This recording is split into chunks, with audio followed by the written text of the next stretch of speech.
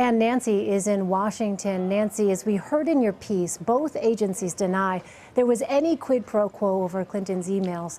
Is that enough for the campaign, or are they likely to have to address this in a more head-on way? You know, Elaine, they'll probably be able to distance themselves from this one particular charge.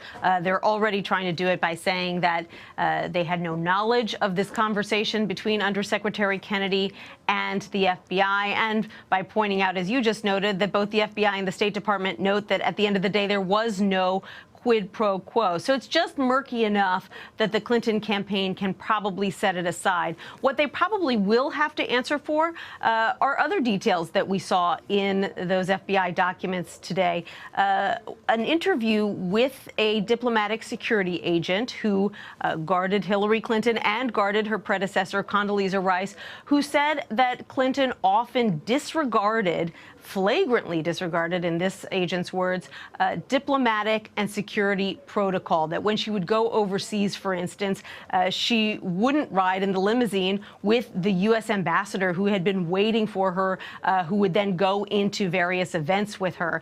They said this was common practice, but in Clinton's case, she just preferred to ride with her aide, Huma Abedin. This agent went on to say that Clinton was unkind to agents to the point that whereas it had once been a coveted role to serve on her private detail, on the details of other secretaries of state, by the end of her 4 years as secretary, it became a job that only younger diplomatic security agents wanted to do because the older ones didn't enjoy doing it, either overseas or here at home in Washington and in Chappaqua, where she lived with Bill Clinton. The Clinton campaign can probably try to dismiss that as one disgruntled agent, but the fact is that it does fit in with some stories that we've heard over the years about Clinton's relationship with her security detail.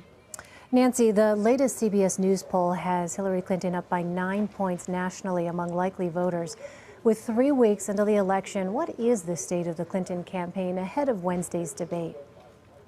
Well, they think that there is absolutely nothing more important than these debates, Elaine, and so they're willing to take a couple of knocks for having her be down for a couple of days, focusing on debate prep, because they feel that the upside is so extreme. You know, debates are always seminal events that can change the course of a race, and in this race, where so many people are watching to see this epic clash between Hillary Clinton and Donald Trump every single time, they just feel that there's no rally that she could do today or tomorrow that would have anywhere near the kind of impact that a strong performance in Wednesday night's debate could do. So she was prepping near her Chappaqua home today. She'll be heading out to Las Vegas tomorrow to kind of get acclimated to the time change, and then she'll be involved in the debate on Wednesday night and then heading back out onto the campaign trail.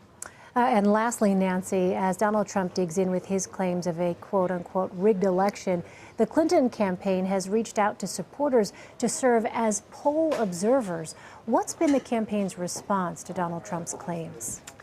They argue that it is the sign of a desperate man and a desperate campaign, and that he's looking for a way to preemptively explain his loss. They argue, however, that while it may make him feel better to say these kinds of things, that it really intimidates a lot of other people who want to go to the polls and cast their ballots on Election Day. They do worry that people will get intimidated at the polls, that some Trump supporters will take him literally and actually go to polling places and make voters uncomfortably, particularly minority voters. So they say that this just means that they need to step up their efforts to get out the vote, to knock on doors, to call voters and make sure that they ignore all the atmospherics and get out to vote regardless. All right, Nancy Cordes in Washington for us. Nancy, thank you. You're welcome.